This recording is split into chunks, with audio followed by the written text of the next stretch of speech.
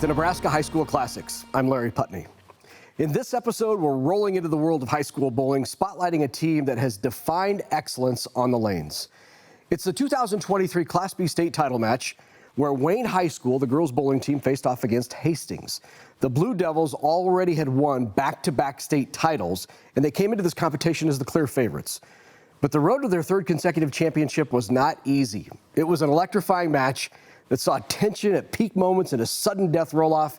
Get ready to relive this thrilling championship showdown because this is a Nebraska High School Classic. The final match here at the state championships. It's Class B girls, Hastings and Wayne. Hastings in the black and orange, while Wayne in the blue.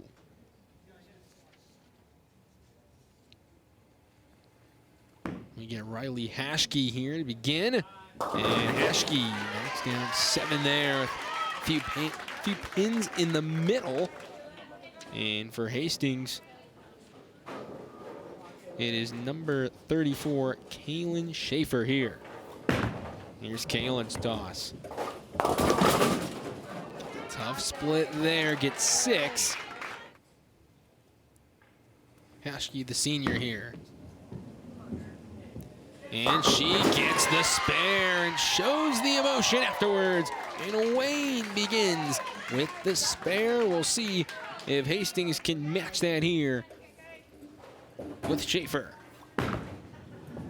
Here's Schaefer and gets 2.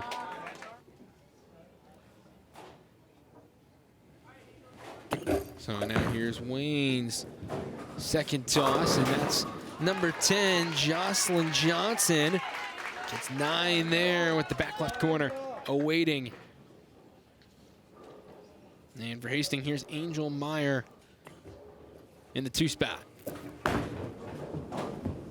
And Meyer's toss. It's 9 as well, so a couple 9s here to begin the second frame in the opening match between Wayne and Hastings.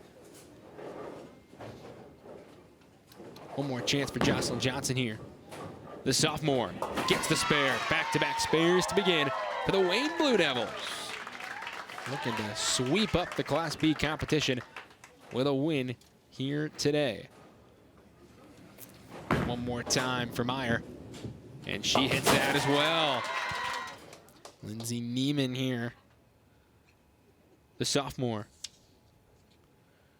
Average of 148. And Neiman gets 8. You see Neiman with that two-handed approach, something that's becoming increasingly popular in youth bowling. She credits Jason Belmonte, one of the first to bring two-handed approaches to the PBA. And 8 this time. Needing 2 pins for the spare. And misses wide left there, so an open. Mackenzie Tate, the freshman, can put these down.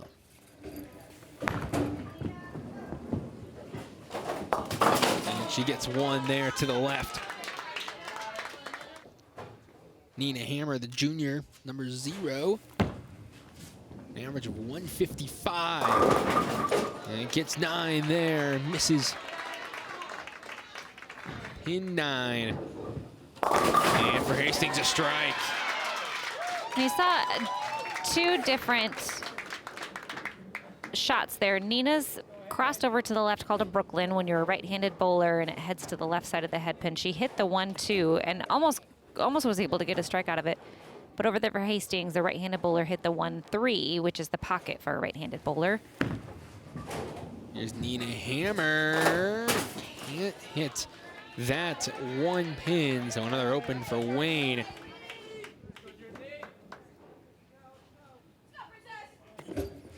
And now here's Hastings. Another strike, back to back, and Hastings has a strong finish. Their first go around here in this first frame. Hastings looking pretty lined up there on the right-hand lane. Now here's Jersey Jensen, the junior, number 2. And for Jersey, she gets 7 there with 3 in the back there.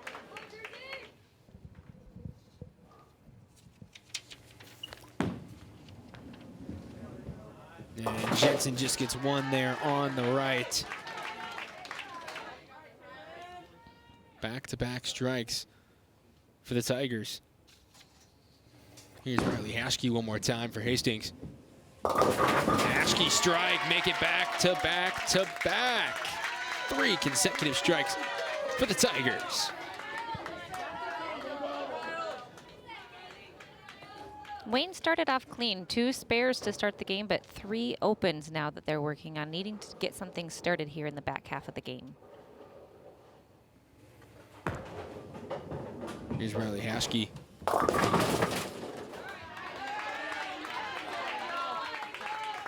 She gets 7 there. Now Angel Meyer, the senior.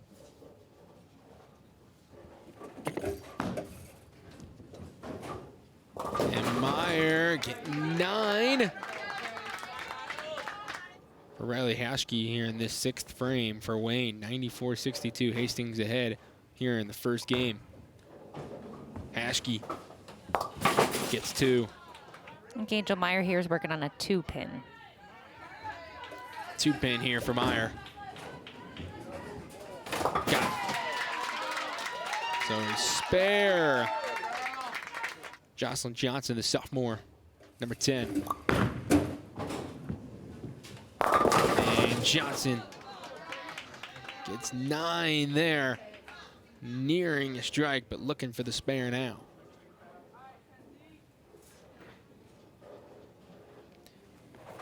Mackenzie Tate, the freshman. She gets 8. Gap between the 2 pins, and now a chance for a spare for Jocelyn Johnson. Now Jocelyn can just throw her strike shot again. This 5-pin sits right behind the head pin, so just like that. Throw your first shot again, and you're going to make it just fine. For Hastings. And Tate, no problems, gets the spare. Not only gets the spare there, but that is her pocket. That's the 1-3 that she left there, so if she can do that again, Mackenzie's lined up for the pocket now. Up to bowl for Wayne. And there it is, showing the raw emotion after the strike. And Neiman, the sophomore. And that one is winner Martin. For Wayne, such a powerhouse school, back-to-back state championships, going for 3 in a row, and a young team to boot. Nice spare there for Hastings. Yeah, that's winner Martin on the spare. Really nice job. Now back to Hammer. They've been here before, right? They've all been here before because they're such a young team. Only 1 freshman on this team, otherwise mostly juniors and seniors. So they have been in this situation. There's a strike. And Caldwell. Nina Hammer for Wayne, a junior, heading off to UNL in a couple years when she graduates. Planning to major in animal science, and a nice spare there for her, taking out the 3-8. Caldwell with another opportunity.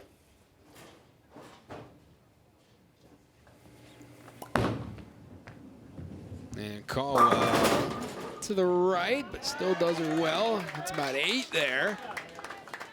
Now we'll see Jensen one more time for Wayne.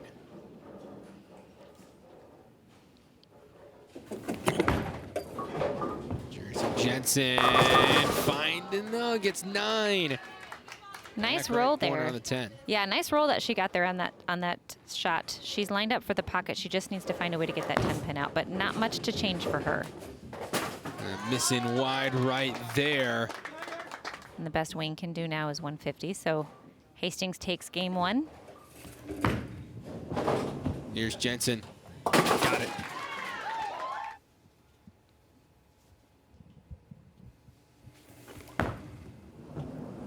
And Jensen, same thing.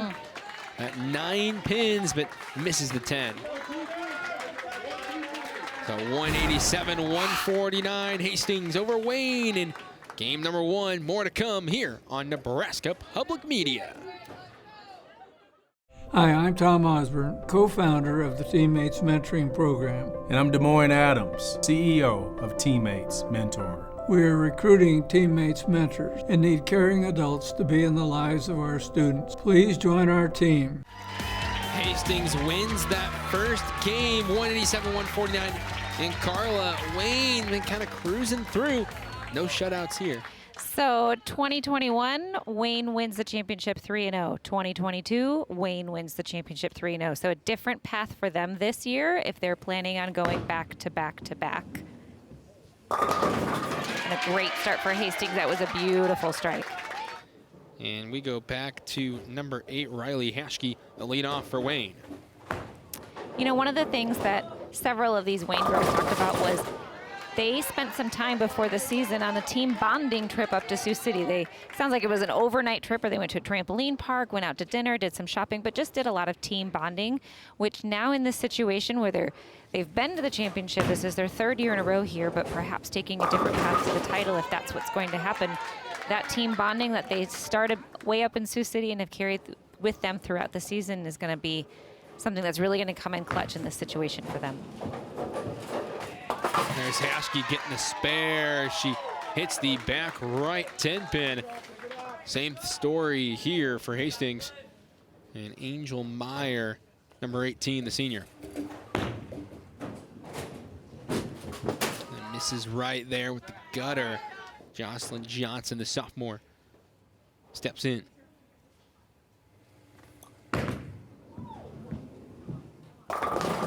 Looks pretty good there. She gets the strike, little pose afterwards, and Wayne gets their first strike of the second game.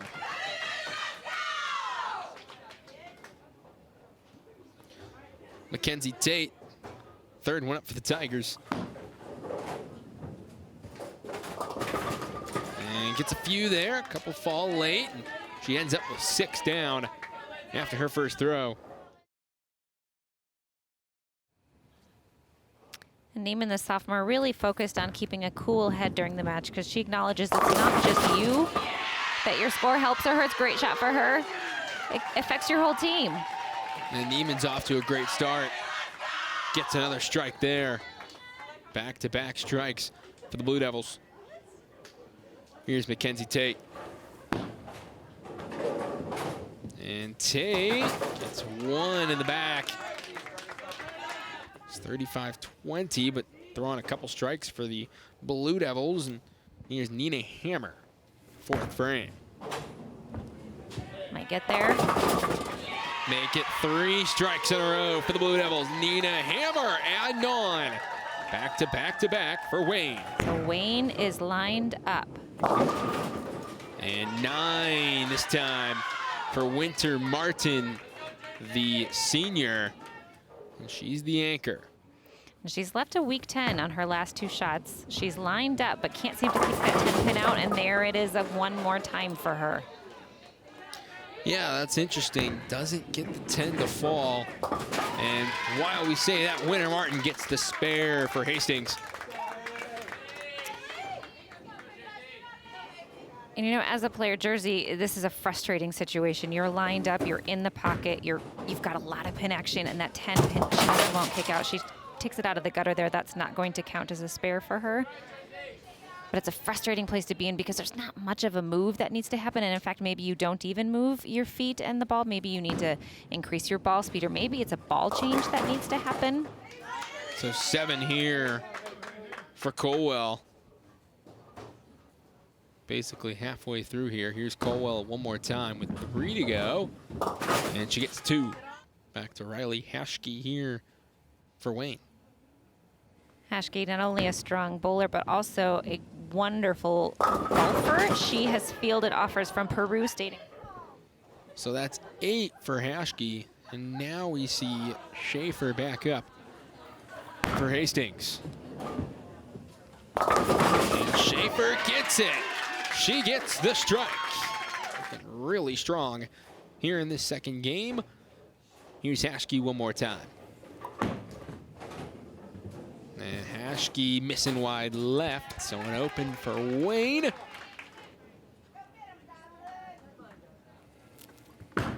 Here's Angel Meyer for Hastings. And 9 there, nearly a strike, but 1 to go.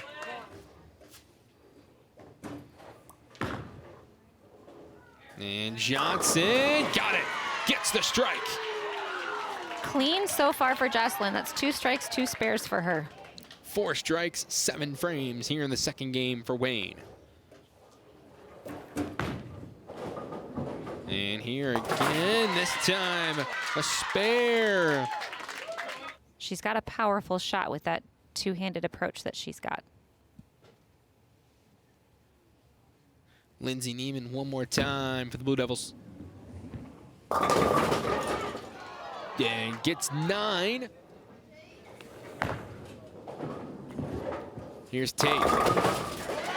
And Tate, the freshman, gets the strike for Hastings.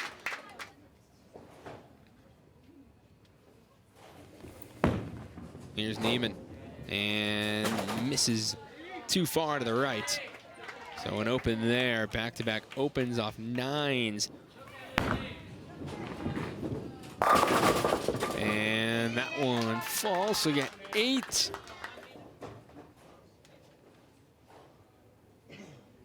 A strike would really set Wayne up. Here, if she can make it happen. Gets 7 out of it. Another opportunity for Martin here. And gets 1 to the right there, just missed the 1 to the left. Pretty much keep the ball in the lane, but a max score of 159 for Hastings. Wayne at 150 right now. Spare here is the 151. So gets 1 of the 3 pins. Here's the anchor, Haley Colwell, for Hastings. Colwell gets a really difficult split. We talked about this one earlier, Carla. Oh, splits all over the place in the boys match. Girls have been able to avoid splits, it seems, so far for the most part. This is only the second one we've seen this game. Here's Jersey Jensen, the anchor. And Jensen gets 8. More of a manageable split here with 8 pins, the 6 for Colwell. And she is going to get 2 of them to the right. Jensen can make a decision here whether or not she wants to go for the spare or if she wants to work on getting herself lined up. And Jersey Jensen, cherry on top with the spare. Here's Jersey Jensen once more. Jensen gets 7. 168, 137. Wayne over Hastings in game 2. We are even 1-1 between the Blue Devils and the Tigers. And those are some snazzy Wayne earrings there on that fan. And a light up headband, I think I saw. Yeah, that's some fashion. I like it. So we begin with Riley Hashke here. Third game is underway officially.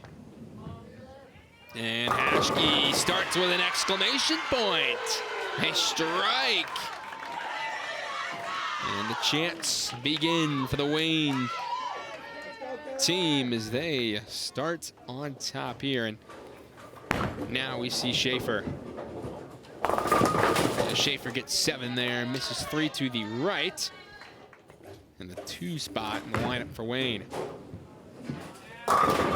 And gets 9 and misses the back left 7 pin. And Kaylin Schaefer, like many of her teammates, credits team parents and relatives for their just tremendous support, and the whole Hastings community having their support behind this team. Schaefer gets the spare there, and now a miss in the gutter to the left for Jocelyn Johnson. Stepping up Angel Meyer now for the Tigers.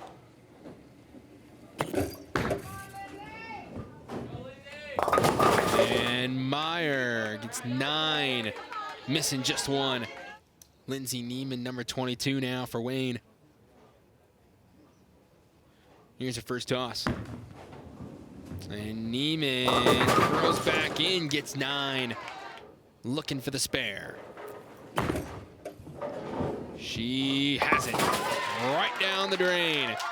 Right down Main Street.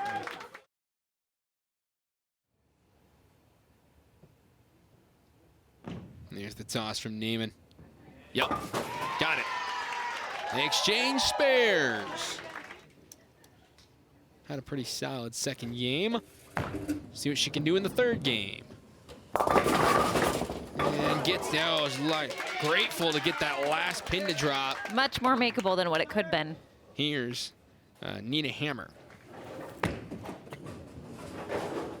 Hammer getting 7. This time it's the freshman Tate. And missing left here into the gutter. Game here so far, Carla. It is. This 1-3-8 spare, she's going to miss to the left as well. 2 fills and an open, and we've got Wayne with 2 fills, 2 opens.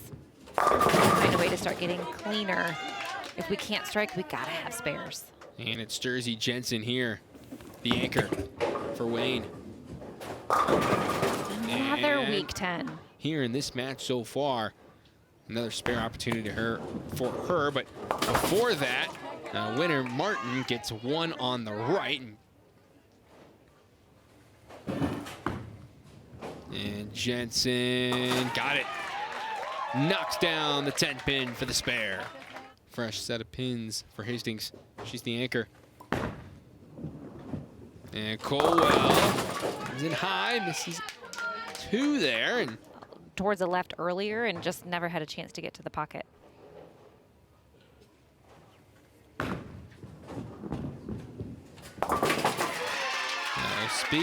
Spare for Colwell, knocks down those last 2 pins. Here's a replay.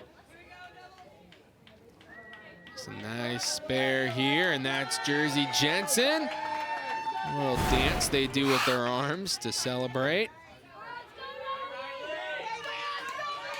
So 56-52. It's going to come down to the wire here in this third game. Here's Schaefer. And Schaefer gets 7 there on her toss.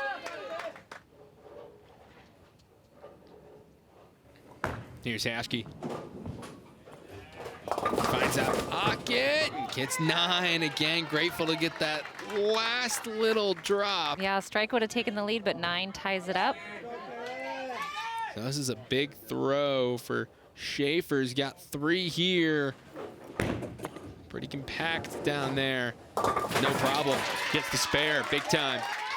Big spare there for Hastings because we're all tied up, which means now the pressure is on Riley Haskey to make this spare to keep it tied up. Right down the middle here.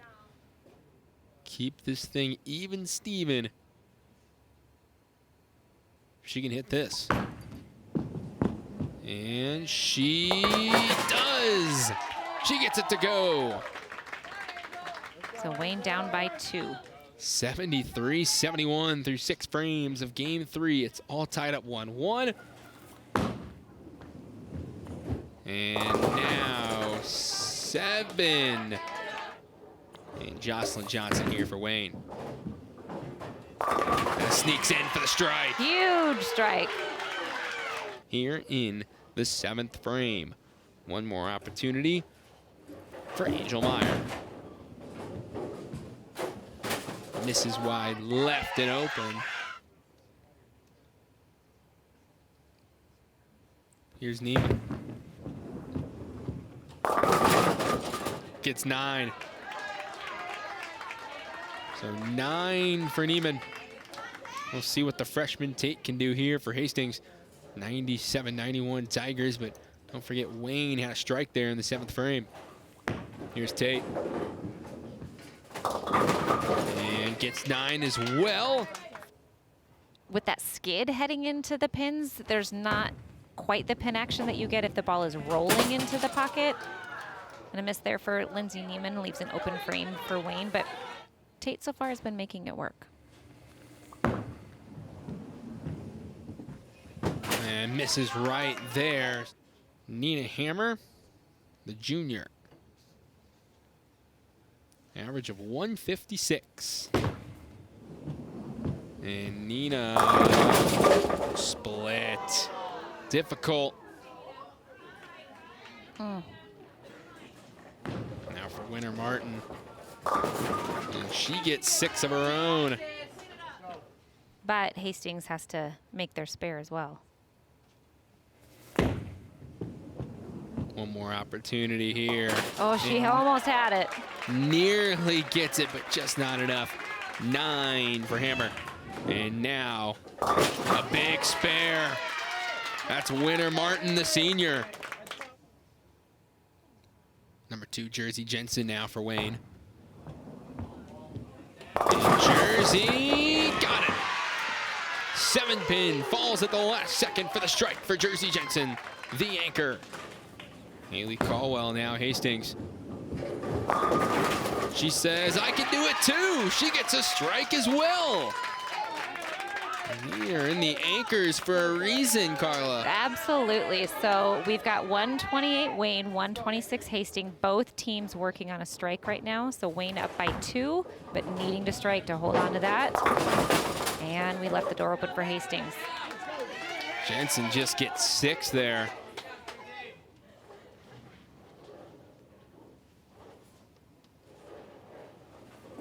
Here's Hastings. Colwell. 7. He has a strike already here in this 10th frame. A spare guarantees a win in this game. Can she do it? Yes, she can. And Wayne. 148.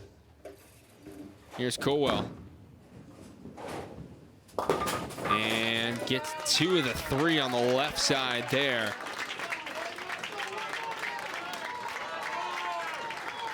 Sun Valley Lanes hosting another state championships.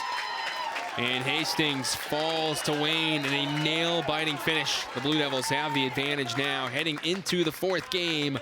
And Wayne looking to become 3-time state champions. But first, we got to see what Riley Hashke can do for the Blue Devils. And she gets 8.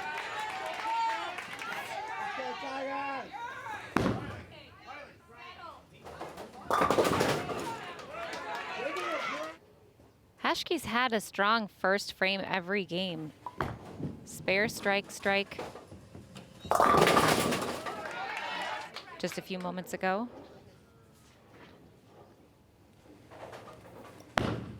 Caitlin Schaefer one more time. And gets 2 there. One more chance here for Hashke. She does redeem herself. And a deep breath. She gets the spare. And that's exactly what you want from your leadoff bowler. She has been so consistent in that first frame. You need somebody who's going to make a good shot, who's going to set the tone for the game. Strike.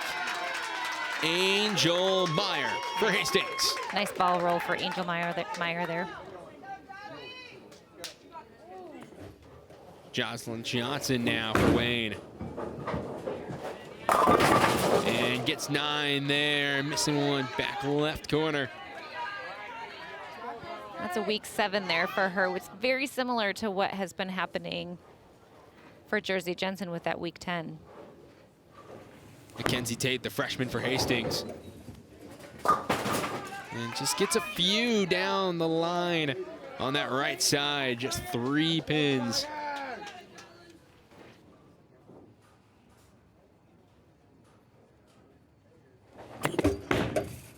Fourth game, and cannot as it gets the gutter on the left side. Now Tate just had 3 pins in her first throw. We'll see what she can do here in her second throw. Yeah, as good as she can do. She gets the spare, knocks down the remaining 7 pins. second spare in the match for her. Here's Lindsay Neiman, number 22. And Neiman, another strike. Fired up after that one. The first strike of the fourth game for the Blue Devils.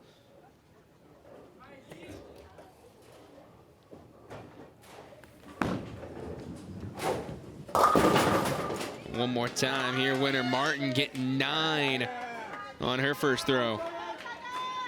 And fourth frame, here comes Nina Hammer, the junior, for Wayne. And Hammer gets 7 there, and a doable split.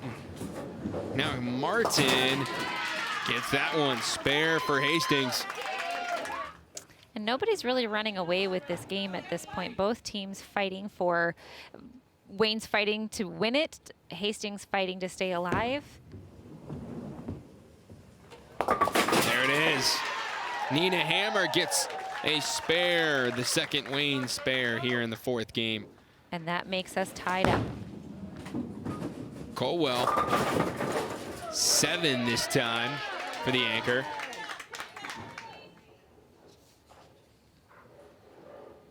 I could be wrong. I think this is a ball change for Jersey Jensen. Game highs 224 in her career. Game highs 227. She got 3 pins remaining here. And knocks 2 of them down. A 9 for Colwell. Another opportunity here. Jersey Jensen. Rattles it home. Which you may not see when you see people out just recreational bowling, right? Drills things like a 3-step approach where you don't do the whole approach, but you just focus on the parts that you're really wanting to work on, like different ways that you can work on the different elements of your game without necessarily throwing a regular shot like you would in a game. Potentially a 3rd consecutive spare for the Wayne Blue Devils. They lead 85-74 at this point here in the fourth game. And she got it right on the tip of that right side. We'll see if Schaefer can do the same for the Tigers.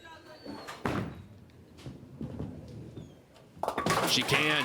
Got it. Knocks down all 3 for the spare. Jocelyn Johnson, number 10. The sophomore up now for Wayne. And got 9. Angel Meyer for the Tigers. Angel Meyer has really sound fundamentals. You see a really straight ball swing from her. You see a nice follow through. She just has a really clean, sound fundamental game, and she gets those beautiful strikes just like that. Great strike there from Angel Meyer in the 7th frame for Hastings. And now it's back to Johnson and Wayne, and she misses left. Here's Mackenzie Tate of Hastings. And Tate, all right, hits 8. If Lindsay Neiman wants to keep the pressure on Hastings, a strike here would be clutch. Here's Neiman, and she does. Man, oh man. Another strike for Lindsay Neiman. Goes back to Tate here with those 2 pins left. And Tate gets 1 to the left. Here's Nina Hammer, number 0. And Hammer gets 8 there. With the open there for Hastings in the 8th frame, if Wayne can just stay clean. Strike. Pressure from Hastings. It's as clean as it gets. They're gonna fight. That was winner Martin that time. Nina Hammer once more for 2. Misses both to the right this time around. The 10th frame. Haley Caldwell, the junior for Hastings.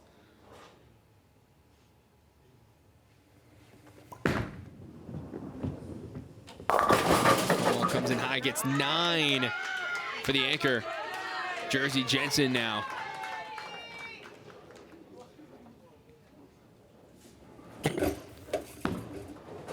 There's Jersey Jensen. Strike for Wayne. What a great time for Jersey Jensen to get that 10-pin out. Good for her. Colwell one more time. Yep, gets the spare. Huge to keep the pressure on Hastings. This is a tight game. Jersey Jensen, she misses that back 10. So the most we can get is 159 from Wayne. Colwell gets 7. She has to make the spare to tie this game. If she makes the spare, we're tied up at 159 on the game. If she misses this, then we're tied 2-2.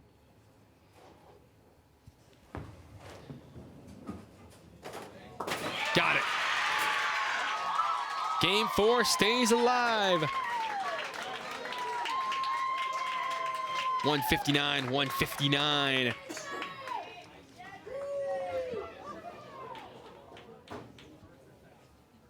So sudden death, and Carla, it's our first time on sudden death here today. This is our first time on sudden death. I have not seen this in a state championship yet.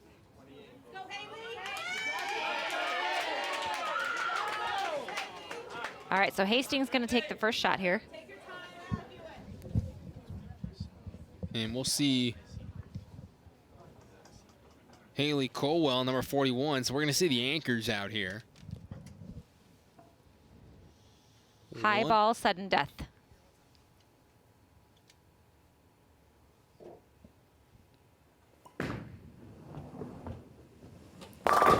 Colwell with the strike. Just what you need.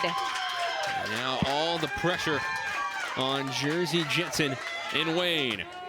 Will we see that pivotal 5th game, or will we roll on? And this brings out the nerves.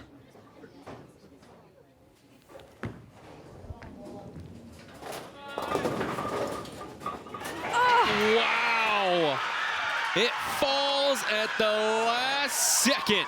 Strikes for both the anchors. So now we're going to shift on to different players, and we'll see which of these two teams who rolls out for both the squads. High ball wins again. Yep, they each have to pick a new player. I'm sure the Wayne fans are waiting for that 10th pin to drop. With Oh my gosh. Man, oh man. Heart skipped a beat for sure if you're cheering for the team in blue. So now going to lane 28 here, and now we're going to see Winter Martin and Lindsay Neiman. So same situation, 1 ball each, high ball wins. Saw strikes from both the anchors, and now we'll see what we see here from Martin. Gets 9. And now strike to win, 9 we play on, or anything less than 9, game 5. No pressure.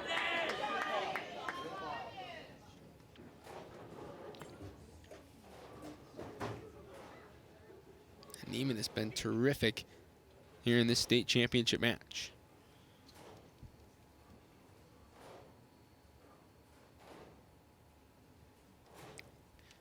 Lindsay Neiman, the sophomore. Here's a strike for the win if she can get it. She 9. Let's play more. And we're going to do it again. We're going to pick a new player on each team. Keep on keeping on here in game 4. So Hastings has used Winter Martin and Colwell. Wayne has used Neiman and Jersey Jensen. So now we're going to see Riley Hashke and Schaefer. So we're seeing the leadoffs.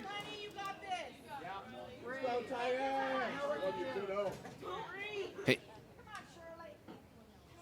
So Hastings goes first here, lane 28. Here's Schaefer. And Schaefer, it's 7. So now you need 8 at least for number 8, Riley Hashke. Can she do it? The leadoff. Will this be how she ends her senior year in a Wayne bowling uniform? Number 8 needs 8 here. She gets 9, and Wayne, a walk-off for the senior. The Wayne Blue Devils, back to back to back state champions. The Wayne Blue Devils walk it off. And what a way to end your career than walking off a state title for Wayne. Man, what a 4th game that was.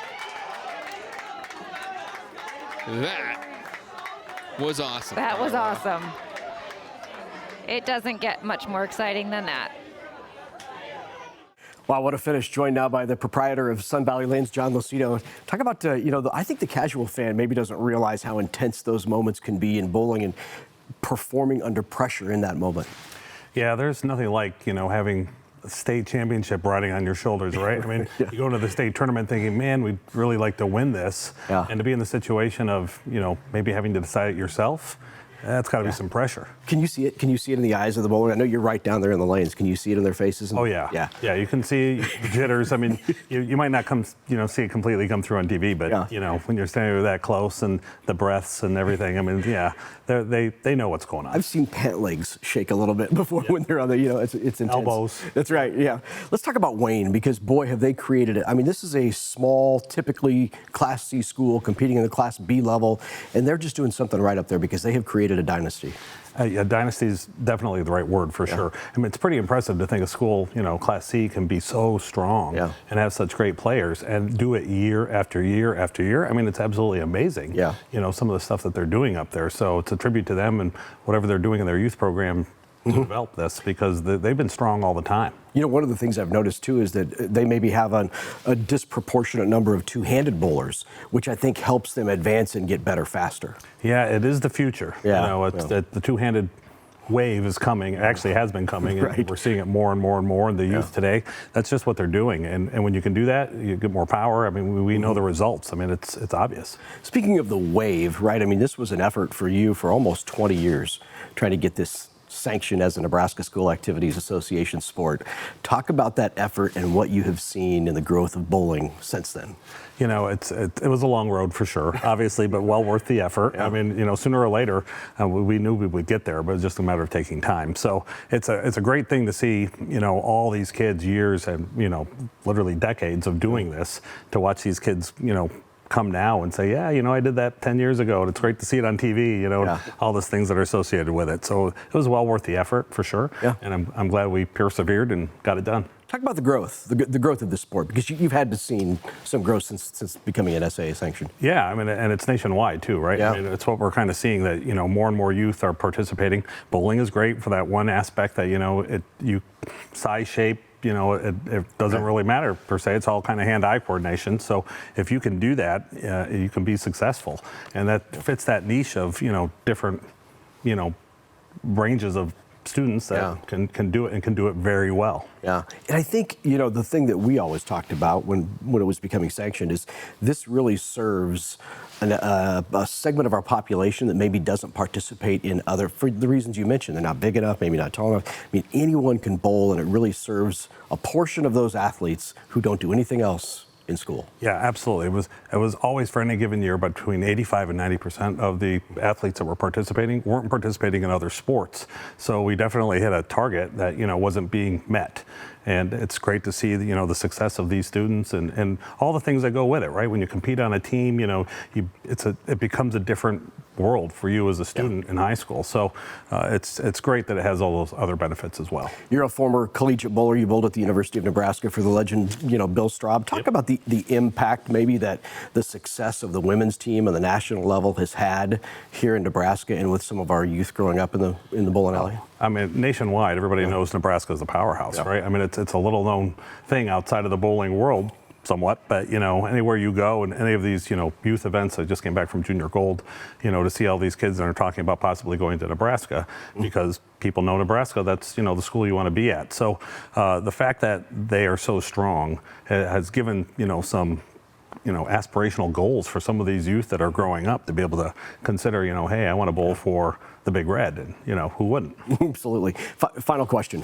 What you and your staff have done at Sun Valley Lanes in promoting and helping these state championships is remarkable. You create an environment where it feels like a big-time event. Talk about the steps you have taken in the investments you have made in your facility to make this a really special place for state high school championships. I had the benefit to bowl on the tour for a while, bowled for Nebraska, so I've had the opportunity to be in a lot of different places and facilities and kind of have an idea of what it takes, to really give the event that the status that it deserves. So we do things from scoring and all sorts of different technology and lay the stuff out in the schedule to allow the most spectators, and we do things to try to do it the right way. So we're just happy to be a part of it. We're proud and honored to be the host, so we'll continue to do that as long as we can in the foreseeable future. Yeah, thanks, John. Great stuff. That is John Lucido, the proprietor of Sun Valley Lanes, and we hope you enjoyed this exciting episode of Nebraska High School Classics. There is more to come, so be sure to join us next week for another unforgettable moment from the Nebraska high school sports scene. And until next time, keep celebrating the spirit of high school athletics and stay tuned for more incredible moments right here on Nebraska High School Classics.